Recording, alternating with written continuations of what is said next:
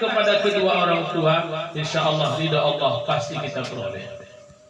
Itu makanya kalau kita berbicara orang tua, apa tanda-tanda seseorang itu sudah menjadi tua?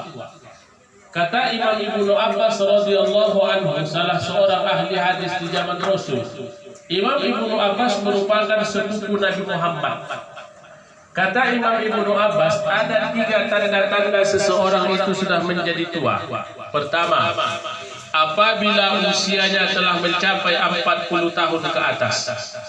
Ini yang hadir ini insya Allah. Tak ada lagi di bawah 40. Di atas banyak. Yang kedua, apalagi tanda-tanda seseorang itu sudah jadi tua setelah usia 40 tahun ke atas. Yang kedua, sudah banyak nikmat yang Allah cabut pada diri kita. Dulu Bapak Ibu di waktu muda, asal angin kencang, hujan deras, suka kita main hujan.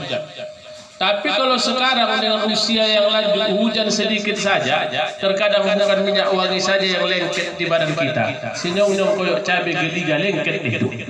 Menunjukkan apa?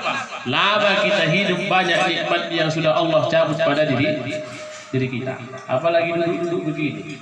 Saya yakin dan percaya sudah banyak yang kupas paha ini. Apa ya? Apa buktinya? Ada gosok-gosok paha betul. Berarti asam urat naik. Yang ketiga, apa tanda-tanda seseorang itu sudah tua? Sudah beruban rambut kita. Nah, ini Bapak Ibu, saya sudah banyak beruban. Makanya sunat hukumnya memelihara uban di kepala, makruh hukumnya mencabut uban di kepala.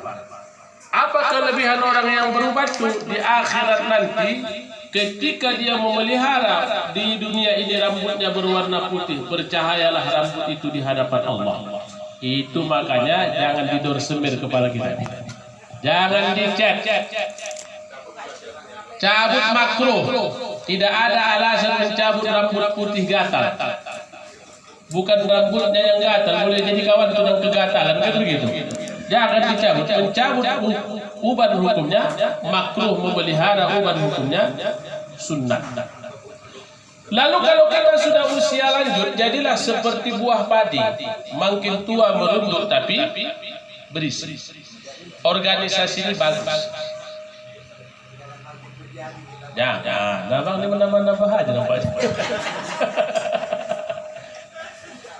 Perkumpulan ini bagus. Kenapa bagus?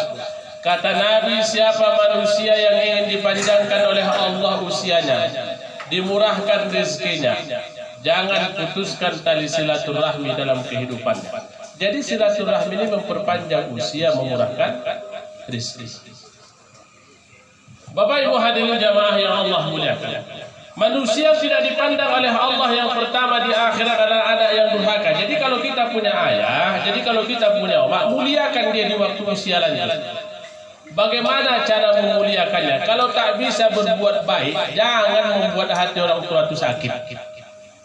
Terkadang kan banyak juga Bapak Ibu, tanggungan kita ini sudah orang tua, dari anak lari ke cucu. Bahkan kalau kita lihat Bapak Ibu, makin usia lanjut pikiran kita nih, terkadang yang baik dikatakan mau salah, apalagi yang salah. Di dalam Al-Quran surah Yasin Allah ingatkan kita, wa man nu'ammirhu nunakkishu fil khalqi afala ya'qilun. Barang siapa yang kami lanjutkan usianya dari anak-anak, remaja, dewasa, orang tua menjadi kakek-kakek, nenek-nenek, Allah akan merubah sifat manusia itu menjadi kanak-kanak kembali, murah tersinggung. Itulah kalau orang tua. Saya punya pengalaman. Pernah dulu datang mak saya dari kampung.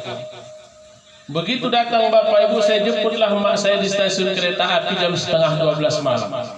Apa kata orang tua itu kepada saya? Kalau bahasa Jepangnya begini, mudah-mudahan Bapak Ibu paham. Oh amang katanya, au madison sapoken naron. Oh anakku, aku mau di kota Medan di seminggu lamanya. Saya katakan sama mak itu, jangankan seminggu mak, sebulan pun tak masalah. Sampai di rumah jam 12 malam, ini biasa kalau datang neneknya, anak-anak ini menangis. Kenapa? Berebut kue. Begitu menangis anakku marahi.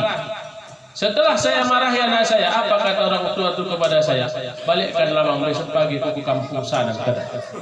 anakku kumarahi orang tua yang sakit.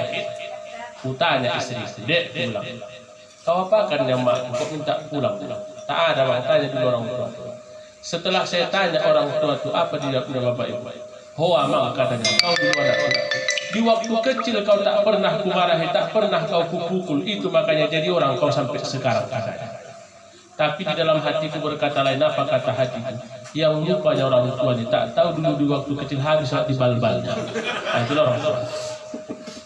Lebih banyak lupa daripada ingat. Bapak Ibu hadirin jamaah yang saya muliakan dan dimuliakan oleh Allah Subhanahu wa taala. Makanya sifat orang tua itu tak pernah dia dengki kepada anak menantu dan cucunya, walaupun anak menantu cucunya kayak orang tua hidup sederhana. Betul? Betul. Padahal kalau dikaji-kaji lah, misalnya begini, ibu kan punya bapak. Siapa yang melahirkan suami ibu? Omaknya. Siapa yang menyekolahkannya? Omaknya. Siapa yang menikahkannya? Bapaknya. Siapa yang mengambil gajinya? Ah, udahlah. Tak pernah dia ini. Kenapa? Karena ada pepatah orang tua tua. Kebahagiaanmu nak kebahagiaanku, kesusahanmu nak kesusahanku. Tapi kalau orang tuanya yang susah, apakah anaknya ikut susah? Belum tentu. Makanya banyak orang tua berjuang untuk anak, tapi sedikit anak yang berjuang untuk orang tua. Bapak Ibu hadirin jamaah yang saya muliakan dan dimuliakan oleh Allah Subhanahu wa taala. Makanya model-model anak itu macam-macam. Pertama, ada seperti anak panah. Begitu diterbangkan dari busurnya, dia tidak pernah kembali kepada sarangnya, lupa kacang akan kulit. Yang kedua, ini datang Ustaz saya juga. Kalau Ustaz sama Ustaz ceramah berarti jeruk makan jeruk kan gitu kan.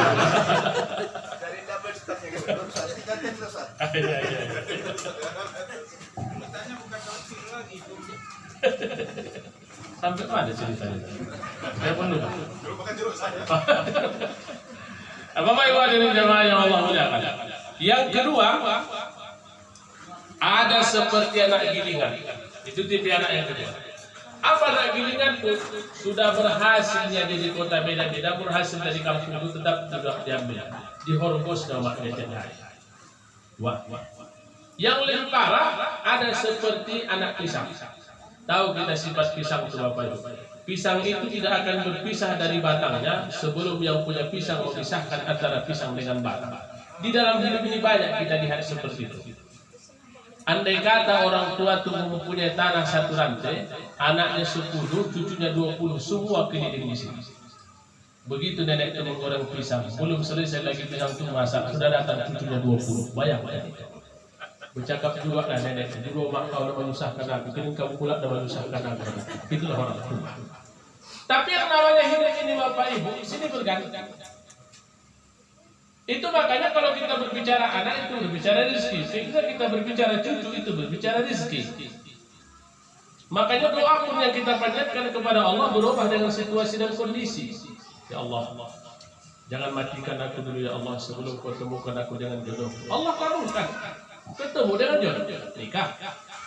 Begitu ketemu dengan jodoh, berubah doa, ya Allah jangan matikan aku dulu sebelum dapat anak. Ketemu anak, dikasih Allah. Begitu dapat anak, berubah doa, ya Allah jangan matikan aku dulu sebelum kulihat anak itu berumah tangga. Berubah tangga, berubah doa, ya Allah jangan matikan aku dulu sebelum dapat cucu. Dapat cucu. Begitu dapat cucu, berubah doa, ya Allah jangan matikan aku dulu sebelum kulihat cucuku berumah tangga.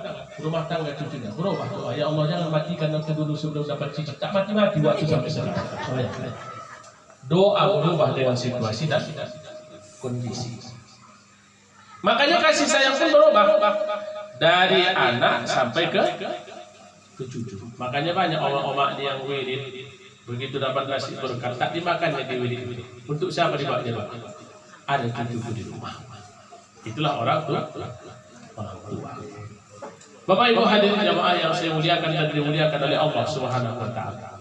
Golongan yang pertama yang tidak dipandang oleh Allah adalah anak yang durhaka. Makanya ada nasihat Profesor Ahmad Baqi kepada kita semua. Apa nasihat beliau? Ketika kita dulu di waktu kecil, diayunlah oleh emak kita. Apa katanya?